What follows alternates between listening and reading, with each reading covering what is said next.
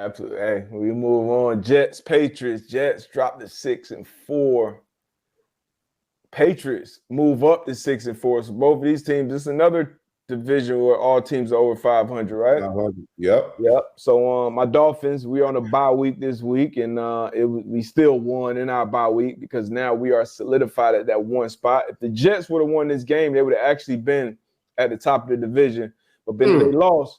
They're at the bottom of the division and 10-3. So ugly performance. Both offenses couldn't score points. This was basically a walk-off touchdown with a punt return from the rook Marcus Jones. Yep. Marcus Jones, I believe. Huge walk-off touch. So a couple people saw a couple blocks in the back. They were. But you, as a special teams coach, 20-something seconds left. I'm not even giving you an opportunity or a chance to return that. So you putting that out of bounds and then making them line up on offense? Yes. Like, yeah. But I mean, you do kick it. Make the tackle, bro. Yeah. But also get the return on the ground, man. This is coach. Like, come on now. Like, we let's coach, man. Hey, I'm on the head. Say, hey, we gonna kick this away, man. Kick this out of bounds. Make that offense. We've been stopping the offense all game. Like, offense ain't been doing shit. Like, let's coach now. Like, this is coaching 101. Like, we gonna kick this ball dead. We're not gonna give them a chance to get a long return. Or then get, you know what I'm saying? Like that would be my thought process. But hey, they wasn't thinking about this. Was actually the first you should have been punt return for a touchdown this season. We going in it's week 11 now. This is the first one all season across the league that a punt returner has gotten to the end zone. The punter, yeah, I see the keeper said, teach your punter how to take better angle. Terrible angle, terrible effort. But to AB's point, the offense has it. They didn't get in the paint all game. Jets defense played well. Patriots defense played well. So yeah, I definitely get that. But that might be some of your hindsight. That might be your hindsight. So I don't think before that point you like, man, putting this out of bounds. Man, you tripping, D-Butt. We thinking about all situations, man. Like 20-some seconds left. It's 3-3 tie game. Like, nah, like, man, I'm kicking this ball. I'm kicking the ball away, man. We don't want nah, bro. Hey, but the bigger issue from this game, I think, for this Jets team, hey, quarterback, man. And I know he's a young kid. He got a lot of learning to do. You know, high draft pick, talented, which everybody that's in that league is talented, drafted or not. But he got a lot of learning, a lot of maturing to do. He was asked, let me show y'all a little clip of him in his postseason. It's been making his rounds. This is postseason question he was asked about if he let the defense down or not. As an offense, though, I mean, when you guys are only able to score 3 points, the defense only lets up 3 points. I mean, do you feel like you let the defense down at all? Nope. So somebody asked us a question a few weeks ago. It was they used the hashtag M2M Live on Twitter, I believe, and asked us about, is it ever any beef for pointing fingers in the locker room with like, hey, the defense or the offense, one of the sides of the ball have just been trash. And we said, oh yeah, but it usually stays in the building and whatnot. You're a quarterback, you're a head coach, you're a GM, owner, whoever, you are doing these pressers. Like, you're also talking to your team. You're talking to your fan base. You're talking to your team. You're talking to your opponent. I didn't like it. Like I said, young kid, but, like, quarterback, take that accountability, bro. Like, you played like shit. 9 completions in this game. You played like shit. Was it all on you? No. But you're a quarterback. You're going to get more to blame. You're going to get more to glory. Like, I didn't like it based on a lot of reports that are coming out of the locker room. A lot of people in that locker room didn't like it. This is a big deal or a small deal for the 6-4 New York Jets right now. I think it's a big deal because they're 6-4. Like you said, they're 6-4. If they can continue to play well, sure, they're in the offs. You know what I mean? But a situation like this could cause a rift in the locker room, right? Yeah. to your point where the defense, you only allow 3 points. The offense is struggling. Main reason, your quarterback. So for him,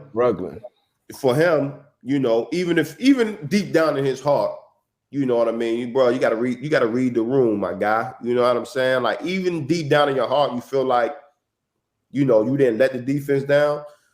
As a quarterback, no. As a quarterback, what?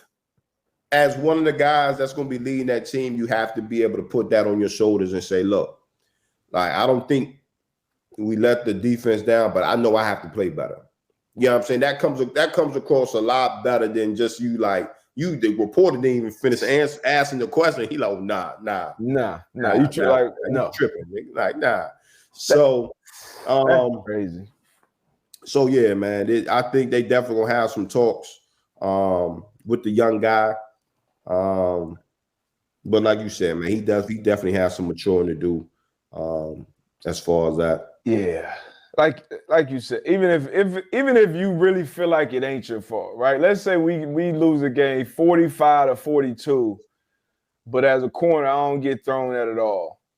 Matter of fact, we played the Jets. We played the Jets one year, beat them like 45-3 or some shit like that.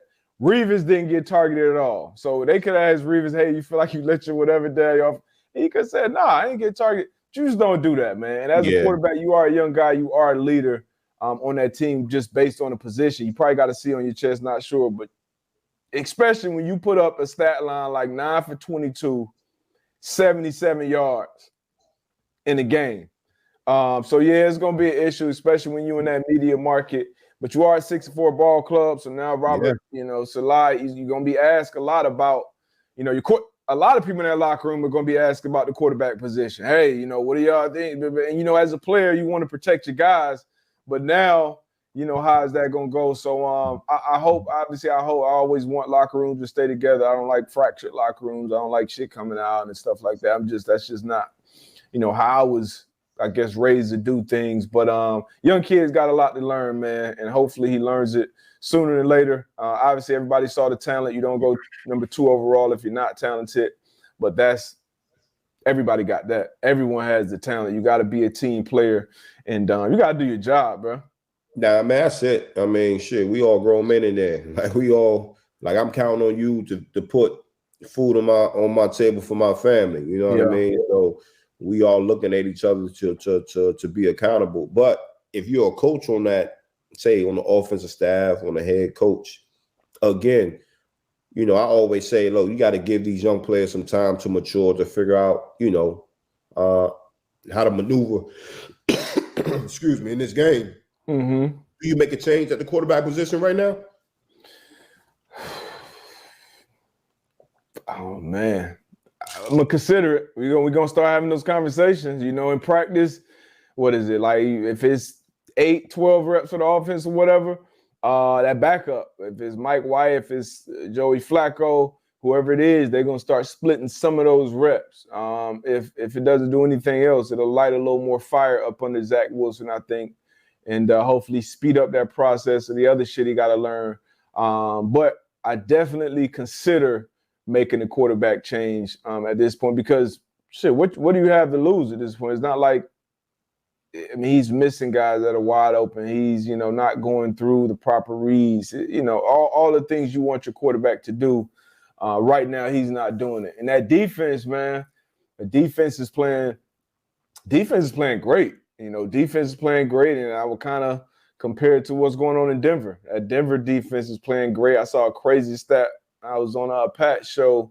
If that Denver offense was able to score 18 points every game in regulation, it would be like 8-1 or something going into this last game. And if they did it this past game, were able to score 18 points against the Raiders in regulation, I believe they would have won this one too. So do you consider making a quarterback change? Absolutely. But for everybody, some of this stuff, even for a coach, it's above your pay grade, right? So this may be one of those situations as a GM, as an ownership group, we're like, hey, we took this guy number 2. We're going to give him every opportunity to succeed or fail in his second year. So you know, you definitely need to consider it. I'm not saying you pull the trigger right now, but you definitely consider it, especially if the other shit is coming along with it. You're a 6-4 ball club right now going into week 12. Like you don't want fracture in your locker room. So definitely up for consideration for sure.